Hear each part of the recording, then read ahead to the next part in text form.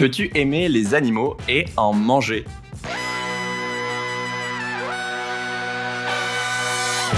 Bienvenue dans Soif de Sens, des histoires d'humains qui changent le monde. Chaque semaine, je reçois un invité écolo, féministe ou solidaire pour t'aider à incarner le changement. Et aujourd'hui, on n'est pas dans la merde parce qu'on accueille l'humoriste Guillaume Meurice pour parler de bouffe, de viande, de tartare. Salut Guillaume. Salut. Donc là, c'est le moment où j'ai peur parce que la dernière fois que je t'ai interviewé, tu m'as coupé au bout de 4 secondes et fait perdre mon fil conducteur. Alors, oui. Il va falloir être sage aujourd'hui. Mais là, non, mais c'était avant, j'étais un peu foufou, j'étais jeune à l'époque. Ouais, mais là, j'ai atteint un certain âge de maturité et tu vas voir que je suis beaucoup plus posé. Donc ça s'est dégradé, c'est ça que tu veux dire en vieillissant, te sénile et... peut-être que ça joue, oui. Ah oui. En même temps, moi je prends tes tangentes, je suis un peu débile juste après avoir dit que... Bon, ok, on reprend le fil. Je te présente. Attention, parce que j'ai pas dit que tu étais débile. Non, je dis, c'est moi de moi-même. Il y a des gens qui le disent. J'ai regardé les commentaires sur les réseaux sociaux, ça c'est sûr. Mais c'est pas moi qui ai créé faux compte. Non, c'est quoi ? C'est islamo-gaucho, c'est sale, c'est ouais. Ça c'est bon signe, c'est bon signe. Ouais. C'est des gens avec des photos de profil avec des drapeaux français ou des chevaliers, c'est normal. Voilà. Parfait. Alors, je te présente en 10 secondes. T'es humoriste et chroniqueur à la radio avec une nouvelle émission sur France Inter qui s'appelle Le Grand Dimanche Soir et qui est le mardi matin. Ça et comme tu as lourdement insisté, on va faire 2 interviews sur tes 2 derniers livres, donc sur les animaux aujourd'hui et sur ton petit éloge de la médiocrité la semaine prochaine. Ok, faisons ça. Je me suis demandé dans quel ordre faire les 2 interviews et je me suis dit on va d'abord aller titiller les gens sur le fait de manger de la viande ou pas, et une fois qu'ils culpabiliseront bien, on leur dira que c'est ok d'être médiocre. Ça te va ? Ok, ça me va parfaitement. Effectivement, tu viens de publier un livre, est-ce qu'on peut appeler ça un livre, ce qui fait 32 pages, qui s'appelle « Peut-on aimer les animaux et en manger ?» Les 32 pages, et les manger. Le mauvais travail de journaliste que je ne suis pas. Voilà, rendez cette carte de presse que vous n'avez pas immédiatement. Les 32 pages, c'est pour des raisons écolo, j'imagine ? C'est tout à fait ça. À la base, j'avais écrit vraiment l'équivalent de la Bible. Non, pas du tout. C'est une collection qui s'appelle Halt aux éditions La Martinière Jeunesse. Donc, c'est des petits... Alors, on appelle ça des livres, mais oui, je sais pas comment dire. Peut-être plutôt des petits fascicules. Un manifeste. Qui se lisent assez vite. Donc, ton livre, il raconte une discussion au resto entre 2 amis. Lucie, qui est végétarienne, et une autre personne qui n'est pas précisée, mais j'imagine qu'a priori, c'est nous, le lecteur, la personne qui les livre, qui, dans l'histoire, mange de la viande. Et j'étais mort de rire parce que, comme tout, je mange pas de viande, toi non plus. En tout cas, moi, j'ai vécu cette discussion gênante 18 fois où tu te fais semi-attaquer sur le fait que tu manges plus de viande alors que t'as rien demandé. Mais en fait, la personne qui mange de la viande voit son plaisir gâché par la personne végétarienne et du coup lance le débat sur le fait de manger de la viande, c'est-à-dire des animaux. Tiens, j'ai envie de faire une expérience aujourd'hui. Est-ce que ça te dit qu'à chaque fois qu'on veut dire manger de la viande, on dit à la place manger des animaux ? Ouais, si tu veux. Oui, ça me va. Donc, ouais, je sais, toi, t'es végétarien. J'imagine que l'idée du livre, c'est tiré de ton expérience perso. Est-ce que t'as une discussion en particulier avec quelqu'un qui mange des animaux qui t'a marqué ? Alors, en fait, je me suis retrouvé, moi, des 2 côtés de la table parce que je suis végétarien, mais seulement depuis 8-9 ans maintenant. C'est énorme. Ouais, mais donc je me suis retrouvé aussi du côté du mec qui mange de la viande et qui a les arguments qu'on entend aujourd'hui, à savoir et la carotte, elle souffre pas, et on est fait pour ça, et l'homme de Cro-Magnon, etc. Donc je les ai dit, moi, ces arguments bêtes.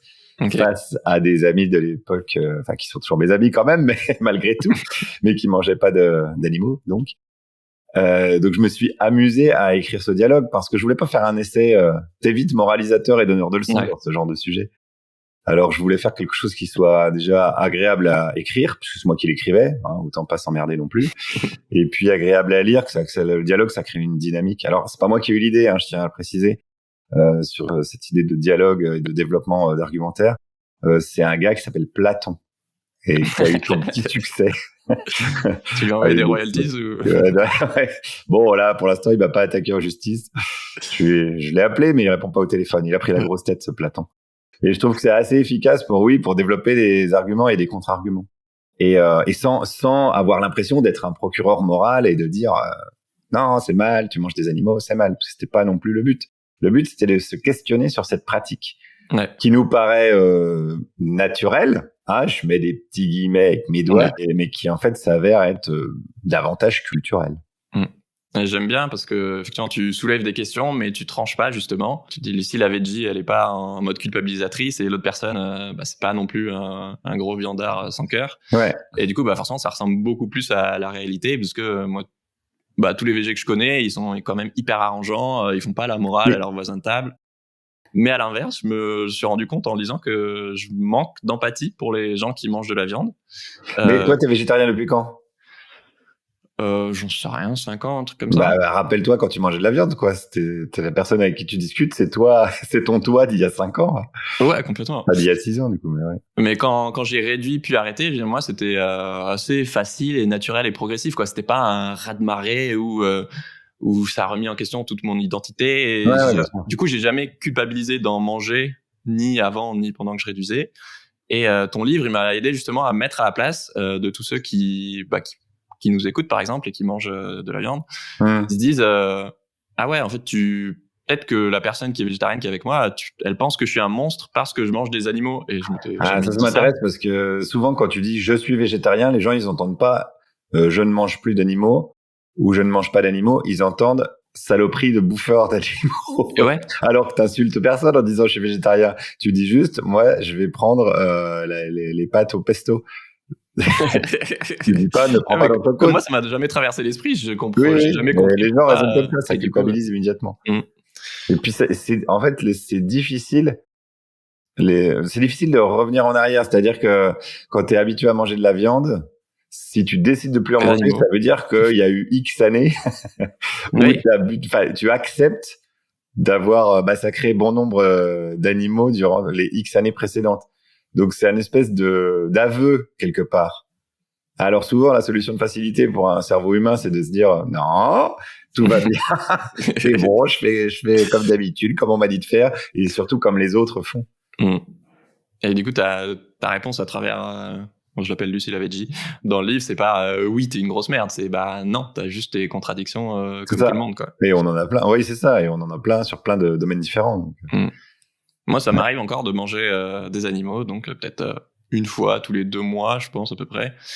Et là, du coup, tout le monde te regarde en mode haha, tu n'es pas parfait. Ouais, c'est ça. Mais oui, il y a cette espèce de quête de la pureté, mais qu'on a aussi, qu'on retrouve chez les végétariens, les véganes, etc., quoi, à se traquer les uns les autres. Alors, il y a un peu les mêmes mécanismes dans les luttes sociales.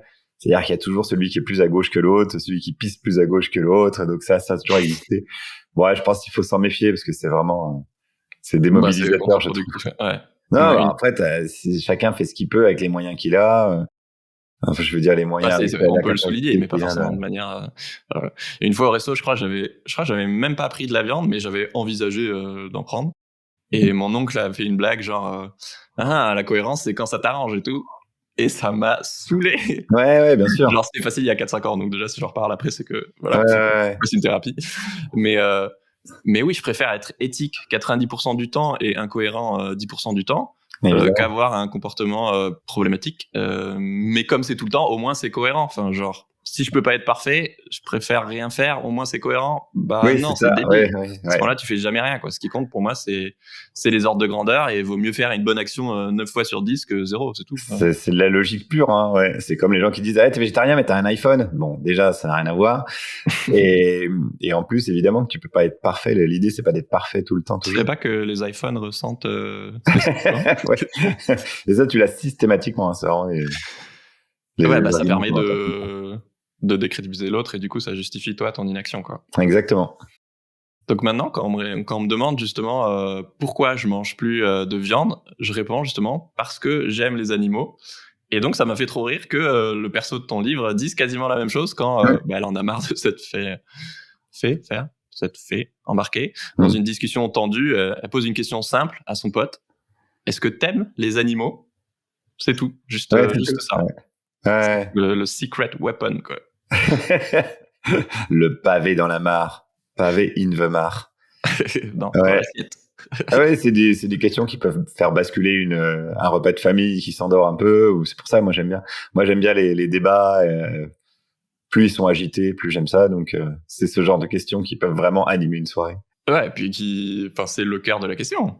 C'est pas juste une pirouette, c'est le cœur du débat, quoi. Bah après, cette question, elle peut être, si je veux faire l'avocat du diable, les animaux, qu'est-ce que c'est? Parce que c'est quand même un terme générique avec lequel il est difficile de penser, parce que ça désigne à la fois une huître et ton chat. Donc c'est quand même des termes un peu généraux, mais bon, fallait bien un titre à ce livre, fallait bien un titre un peu accrocheur. Donc je trouve que le titre il est efficace, mais j'en parle dans le livre en disant que c'est un mot un peu trop général pour ce qu'il veut désigner.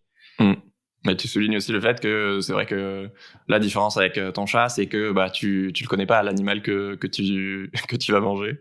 Exactement. Ouais, bah oui, t'as moins d'empathie. Enfin, c'est des mécanismes cognitifs assez documentés maintenant. Mais oui, il y a beaucoup là pour le coup d'incohérence et d'hypocrisie, même dans la loi. Enfin, surtout dans la loi, même j'aurais dire. L'animal est considéré comme un être sensible, mais bon, t'as quand même le droit de le transporter en camion, entassé les uns sur les autres, de l'asphyxier dans des puits à CO2, et puis de le découper à moitié vivant. Bon, à quel moment on s'intéresse à sa souffrance? Jamais. Fumer un coup de pied dans un chat dans la rue, si t'es filmé, tu vas avoir les flics chez toi dans le quart d'heure. Mais par contre, un cochon, tu peux le découper allègrement, quoi. Donc il y a évidemment plein d'incohérences. Bon, les sommets d'incohérence, j'en parle pas dans le livre, mais c'est par exemple la corrida. Parce que la corrida, sur un même territoire qui s'appelle la France, de part et d'autre d'une frontière, c'est-à-dire d'une ligne imaginaire, ce que tu fais au même animal, c'est du pénal ou c'est subventionné. Tu vois, t'es à 10 centimètres de la ligne de démarcation du département. C'est culturel. Donc, évidemment qu'il y a plein de... c'est beaucoup d'hypocrisie, bien sûr. Du coup, tu dis, ce serait drôle si t'avais un lien avec le bœuf, forcément, tu le verrais différemment. Si tu dis, du coup, il commence à imaginer, voilà, s'il avait Fifi, un bœuf qui vivait avec lui dans son petit appart parisien. Et oui, il le boufferait pas, bien sûr. Et c'est pour ça que il y a énormément de distance qui est mise entre l'animal et ce qu'il y a dans l'assiette. Oui. Bah, rien que le fait de parler de viande plutôt que d'animal, exactement. C'est clairement de la sémantique qui nous met à distance. Dans une barquette en plastique, oui, quand... la phrase de Paul McCartney qui disait qui dit, il est pas mort, qui dit si les murs des abattoirs étaient transparents, tout le monde serait végétarien. Et c'est possiblement, peut-être pas tout le monde, mais je pense qu'une bonne partie, oui. C'est pour ça que le travail que fait L214, il est précieux. Parce que eux, ils vont montrer ce qui se passe ils montrent ce qui se passe à l'intérieur. Et alors au début, tu dis, tu sais, le lobby de la viande se défendait en disant non, évidemment, c'est un cas particulier. Et au bout de 260 cas particuliers, il n'y a pas un problème. Mais ils se défendent toujours en disant bah non, c'est un cas particulier. Pour ceux qui nous écoutent, qui mangent de la viande, voilà, vous l'avez compris. Premièrement, effectivement. Et deuxièmement, qui est complètement contradictoire, on n'est pas là pour vous faire la morale. Voilà, je vous l'ai dit, moi je mange encore des animaux 5-6 fois par an. Je suis végétarien, pas vegan. Enfin bref, je suis pas du tout parfait sur plein de trucs. Mais le but de cet épisode, c'est de vous aider à vous interroger sur le fait de manger des animaux. Et après, vous faites ce que vous voulez. Mais tant que vous vous dites soit que vous êtes un monstre, soit que les végans sont des casse-couilles, vous arriverez pas à trouver le comportement qui est juste pour vous. D'où l'importance de rappeler les faits.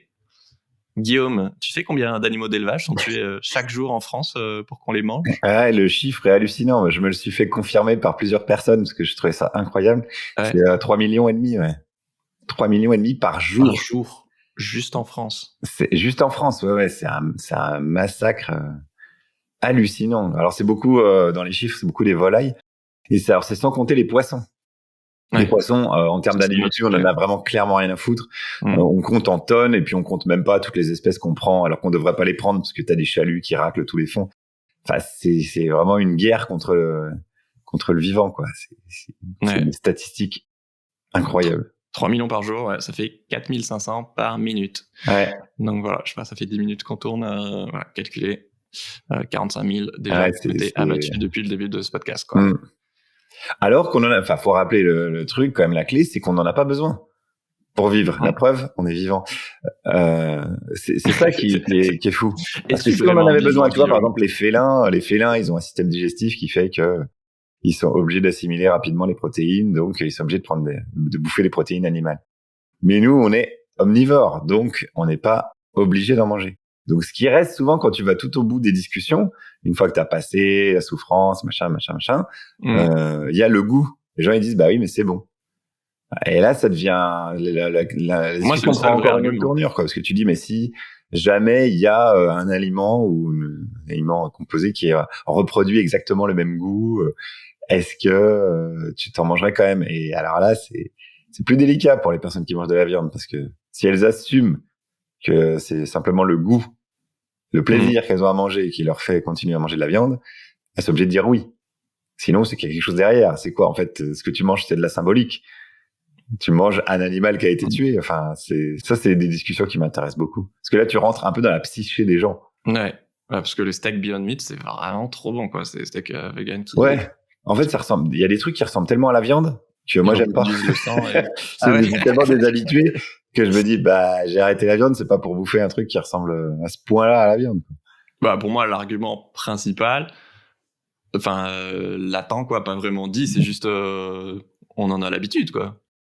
C'est ça. Et J'ai ça, pas c'est envie pas de un changer. argument parce qu'on avait l'habitude que les femmes n'avaient pas le droit de vote. Il y a plein d'habitudes dont on s'est Oui, mais c'est ça débarrassé. Heureusement. Ça s'appelle le frein. progrès social. Ouais. Oui, mais parce qu'on a du mal à changer, c'est Ouais. juste pas plus compliqué. Alors, on a du mal à changer individuellement, mais évidemment, on parle à des gens qui vont nous regarder, donc des individus, mais il faut aussi parler. Il y a un vrai problème structurel. Le lobby de la viande, c'est un lobby très très puissant, très très riche. La FNSEA, qui est le syndicat majoritaire agricole, c'est la mafia en fait. Hein. C'est eux qui choisissent le ministre de l'Agriculture. Donc c'est pas juste un choix individuel de bon bah j'arrête de manger de la viande parce que je suis gentil quoi. Ça en vrai ça suffira pas. Évidemment que c'est ce qu'il faut faire, mais à titre individuel, mais ça suffira pas. Il faut s'attaquer politiquement au problème. Et alors là, là c'est une autre musique mon petit bonhomme parce qu'il y a des forces contraires qui ont beaucoup beaucoup à perdre. Bah, essentiellement de l'argent. Tu sais, il y a un truc qui me fait marrer, enfin, c'est peut-être pas le bon mot marrer, mais quand il y a les épidémies de grippe aviaire, par exemple, t'as des titres de presse où des éleveurs de poulets ou de canards dans le sud-ouest, ils disent « On a été obligé d'abattre 40 000 volailles, c'est terrible. » Et moi, j'ai envie de leur dire « Mais parce qu'elles étaient destinées à quoi? Tu voulais en faire quoi à la base ?» Elles allaient être butées de toute façon. Oui, j'ai perdu du pognon. Voilà, en fait, c'est plutôt le pognon que tu pleures. Et encore, de toute façon, après, ils sont indemnisés et tout. Donc, faut pas non plus qu'ils nous fassent croire qu'ils s'attachent aux animaux. Bon. Ah, c'est vrai que c'est facile de taper sur les gens qui mangent de la viande, et moi, ça m'énerve aussi, parce que on parle très peu, justement, de la responsabilité des industriels et du gouvernement, effectivement, qui est, 10 fois plus grande. Si t'es dans une société où tout est subventionné et t'encourage à manger de la viande, forcément, tu vas manger plus de viande. Et voilà, les questions, c'est plus quand est-ce qu'on aura un vrai plan de transition pour financer une alimentation plus végétale? Quand est-ce qu'il y aura des vraies sanctions pour les élevages, les abattoirs, de toutes les vidéos scandales de L214 et leurs collègues? Pourquoi il y a encore, même si ça s'améliore un peu, mais très lentement, aussi peu d'options végé dans les restos et les cantines? Alors, faut rappeler que la viande, c'est cher, c'est pas bon pour la santé et c'est pas bon pour l'environnement. Ça fait quand même 3 bonnes raisons. C'est pas bon pour l'environnement, c'est pas bon pour toi, et en plus, ça te ruine. C'est quand même 3 bonnes raisons d'arrêter, quoi.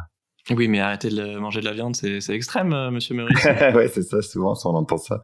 Arrêter de tuer 3,5 millions d'animaux par jour, c'est extrême. Mais par contre, en buter 3,5 millions, c'est pas, ça va, ça reste, c'est le patrimoine. C'est le patrimoine, ouais. C'est une des rares actions où je trouve que, si t'es honnête intellectuellement, il y a quand même assez peu de débat sur quelle est l'option la plus éthique. Et c'est pour ça que les gens réagissent aussi violemment, parce que ils savent que, comme moi, je sais que les véganes ont raison et que je suis pas végane. Voilà. Exactement. J'aimerais être végane, mais ça fait chier. C'est trop compliqué dans notre société qu'il est pas. Je me trouve des excuses, etc. Mais c'est une des rares bonnes actions ou actions écolo, on va dire, où je trouve que c'est flippant que quelqu'un qui fasse quelque chose de bien ait autant à justifier de faire quelque chose de bien. Et pourquoi c'est moi qui suis sur le siège de l'accusé, en fait, c'est vrai. C'est abusé, quoi. C'est pour te dire à quel point c'est une mythologie, quoi. Enfin, aidé par le marketing, etc., et puissant, quoi. Comment est-ce que toi, j'ai l'impression que c'est quand même, si ce n'est un de tes principaux, ton principal combat, t'es engagé dans énormément d'associations, ou t'es parrain, ou... je suis engagé, c'est un bien grand mot, en fait. J'essaye d'aider comme je peux, avec un peu de visibilité et tout, mais les vrais gens engagés, c'est les gens qui sont sur le terrain, qui se bougent le cul, qui font des actions. Moi, je suis un peu un lâche. Tu fais de l'éducation et de la sensibilisation dessus. Après, voilà, j'écris des bouquins et je fais des blagues, donc ça reste, Bah, t'as plein d'humoristes qui font rien du tout. Hein, Oui, donc, oui, oui, oui. Quand je me regarde, comment... je me désole. Quand je me compare, je me rassure. comment t'es arrivé dans cette cause-là? Pourquoi est-ce que c'est celle-là qui tient particulièrement à cœur à toi? Bah alors, il y a un terreau éducatif. Moi, j'ai des parents écolos à l'époque où c'était pas du tout à la mode d'être écolo. Ouais. Ils votaient pour les Verts, alors que tout le monde disait mais écologique, c'est rien à foutre. Donc ça, c'était il y a 40 ans, tu vois, adhérent à Greenpeace, etc. Donc j'ai toujours été Okay. nourri de discussions ou de réflexions sur ce genre de thématiques. Avec mes parents, on allait voir le Brame du Cerf. Tu vois, on a toujours, voilà, j'ai grandi là-dedans, dans cet univers-là. Et puis après, moi, j'aime bien, ouais, comme je te disais, j'aime bien le débat et les arguments, les contre-arguments. Puis à un moment donné, dans les débats, je me retrouvais évidemment tout le temps coincé par des personnes végétariennes qui avaient des meilleurs arguments que moi. Donc j'ai fini par me dire, bah, je crois qu'elles ont raison. Et puis c'est marre, quoi. Je vais arrêter de me battre pour absolument zéro raison et aucune chance de gagner ce combat. Donc t'as arrêté la viande juste pour pouvoir avoir raison, quoi. Ouais, bah moi j'aime assez les arguments logiques. Et j'ai vu le film Cowspiracy, Ouais. qui à l'époque m'avait bien plu et justement qui est assez anglais sur ce type d'argumentaire. Ouais.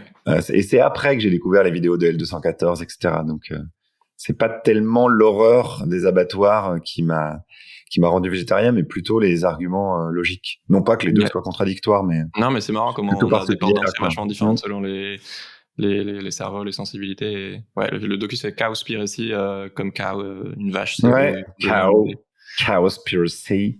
C'est ça. Et est-ce que tu as des anecdotes à nous raconter de gens qui ont lu le bouquin et qui t'ont fait des retours? Donc pour l'instant, les retours que j'ai, c'est plutôt des retours positifs, de gens qui me disent bah ça me donne au moins des arguments pour mon tonton à Noël. Moi, j'ai essayé de faire ça aussi, hein, une sorte de guide d'autodéfense intellectuelle.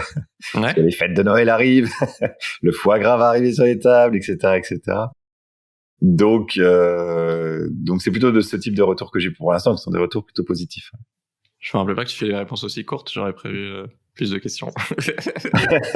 Ah, il faut être concis. Sinon, les gens, ils vont zapper. Bah oui, c'est vrai que toi, c'est ton métier, alors que l'habitude, les invités, ils parlent pendant 8 ans. Et... c'est vrai. T'es un professionnel du pharmaco. Est-ce qu'il y a quelque chose dont on n'a pas parlé autour du livre ou de la question animale que tu as envie d'ajouter? C'était une très belle interview.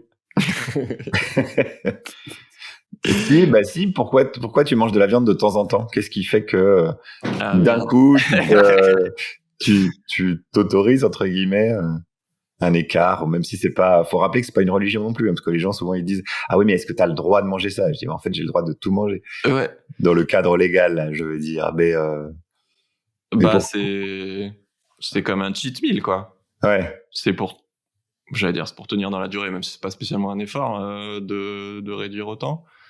Enfin de réduire énormément, c'est pas un effort. Réduire, c'est pour moi c'est les 5% qui me manquent, on va dire, ou par exemple les sushis, j'adore ça quoi. Ou après c'est aussi des fois juste par simplicité, t'es à table chez ta mamie et elle a pas prévu le truc végétarien, tu peux pas isoler la semoule de la viande. Ouais, je vois. Donc soit c'est des situations sociales où t'es un peu coincé / flemme, soit oui c'est ok, j'ai trop envie de manger des sushis, je vais m'accorder ça. Ok. J'ai plus de questions, votre honneur. L'intervieweur interviewé. J'avoue. Non mais c'est marrant parce que tu vois, rien que d'en parler, bah ouais forcément tu culpabilises parce que t'es pas le petit écolo parfait, et en même temps je me dis c'était il y a 1 an ou 2 ans où du coup j'ai interviewé Lamia de Sea Shepherd, où là du coup sur la question des poissons c'était fascinant et horrible, et justement comment les poissons ils sont beaucoup moins humanisés que les animaux, je sais pas, les mammifères quoi, parce qu'on les entend pas souffrir, on les voit pas, ils ont pas d'expression faciale, donc voilà. Et du coup là je vais drastiquement. Les seules fois où je mangeais de la viande en général c'était pour des sushis, et là, du coup j'avais encore plus réduit parce que voilà, mais donc je le vois un peu comme un cheat meal. Ouais, je vois, mais ouais, parce que c'est, moi, c'est un peu la même chose sur le fait que, des réactions que j'ai eues, négatives, c'est quelques véganes qui m'ont dit, ouais, c'est hypocrite parce que Ça sert à rien de dire que t'aimes les animaux si t'es pas vegan. Et franchement, ils ont raison. Bon, après, vous n'êtes pas obligé de m'insulter. Oui, mais c'est vrai qu'ils ont raison. Et c'est intéressant ce que tu dis parce qu'il y a une sorte de coût social à payer. Si t'es au resto, par exemple, eh ben, si tu veux manger vegan, dans un resto pas vegan, évidemment, accroche-toi, hein, parce qu'il y aura toujours du beurre, du machin. Donc, ça a un coût social d'être la personne chiante autour de la table qui va commencer par dire, non, oui, je veux bien des pâtes, mais sans parmesan, avec si possible de la sauce tomate pour pas manger. Enfin, donc, t'as toujours l'impression de passer pour le chiant de service. Alors, de moins en moins, parce que maintenant, il y a beaucoup de plus en plus. VG, ouais, vegan. VG, ouais, mais vegan, c'est un peu compliqué. Ouais. Donc c'est ça. Donc je comprends très bien ce que tu veux dire. Il y a pas. Oui, mais c'est un peu l'éternel débat entre qu'est-ce qui est théoriquement l'idéal. Oui, effectivement, c'est d'être tous vegan. Maintenant, est-ce que dans la pratique, je sais, Patrick qui mange de la viande 2 fois par jour dans sa famille, déjà, s'il y a des trucs qui l'aident à réduire, c'est déjà une bonne première étape. Et bien sûr que c'est bien d'ouvrir les yeux et de dire que l'horizon, c'est là, quoi. Mais il y a un moment, c'est aussi comment est-ce que tu tiens dans la durée. Et moi, je sais que ce genre de cheat meal, je me dis, c'est un truc tu vois, dont on n'entend pas trop parler. Alors que je pense qu'il y a plein de gens qui se disent végétariens, qui mangent un peu de viande exceptionnellement par-ci par-là. Non, mais juste parce qu'il y a un moment, ouais, soit c'est pas parce qu'on arrête, ça c'est pareil, qu'on arrête la viande parce qu'on n'aime pas le goût. Je sais, non, enfin, il y en a, c'est le cas. Toi, j'ai l'impression. Mais il y en a plein qui adorent la viande, c'est des questions éthiques, c'est pas des questions de... Enfin, voilà. Et donc, de leur dire, juste transposer le concept de cheat meal comme étape intermédiaire, et si tu te passes, encore mieux. Mais si tu t'en passes pas, c'est mieux que de manger de la viande 3 fois par semaine, quoi. On est bien d'accord. C'est bien parlé, ça, Pierrot. Bien dit. Ouais. Tu parles, j'ai l'impression d'avoir passé 10 minutes à me justifier, ce qui en général est pas bon signe. Non, mais ça fait pas de mal, parce que c'est rappelé qu'on n'est pas des êtres de pureté, il y a pas les méchants et les gentils d'un côté, il y a tout un tas de nuances et c'est là-dedans qu'on navigue, et tant mieux. Non, mais le plus incroyable, c'est que en général, que ce soit dans le végétarisme, véganisme ou toutes les luttes, c'est que c'est les personnes qui ont le comportement entre guillemets le plus éthique qui sont les plus diplomates. Oui. Donc t'es là. Parce qu'on a l'habitude. Oui, tu fais de la merde et en plus c'est toi qui m'insultes, genre. C'est parce que on est en minorité pour l'instant. C'est toujours cette. Tu penses que c'est une question de minorité? Oui, parce que peut-être pas de minorité, parce que à mon avis, si on était 20%, on pèserait déjà suffisamment pour qu'on subisse moins ce genre de remarques. Mais si c'était la norme d'être végétarien et que d'un coup quelqu'un au resto disait je veux une entrecôte, ce serait l'inverse. Tout le monde dirait waouh mec, qu'est-ce qui se passe? Ça c'est poli. Ouais. Oui, là je parle juste du ton, mais. Okay. Il se fera insulter aussi. Donc il y a ça. Les humains aiment bien. Les insulteurs. Hein? Rejoignez-nous les insulteurs, comme ça vous pourrez oui, c'est ça. insulter plus de gens. Les humains aiment bien appartenir à un groupe social avec des individus qui leur ressemblent. Donc. Trop bien. Merci Guillaume d'être venu dire des bêtises dans Soif de Sens. Et merci pour l'invitation. Donc ton livre est disponible partout en librairie. C'est effectivement le cadeau empoisonné parfait à offrir à vos proches qui mangent des animaux. Ouais. Et si vous voulez voir Guillaume chambrer ma mère, je vous conseille notre première interview qui s'appelle La blague de trop. C'est le Soif de Sens, numéro 16. Et abonne-toi au podcast pour pas louper la deuxième partie avec Guillaume sur la médiocrité qui sort soit dimanche prochain, soit dans 15 jours. Ciao tout le monde, à dimanche prochain. Ah oui, le podcast. Pardon, j'ai niqué ta fin. C'est pas grave. Salut tout le monde.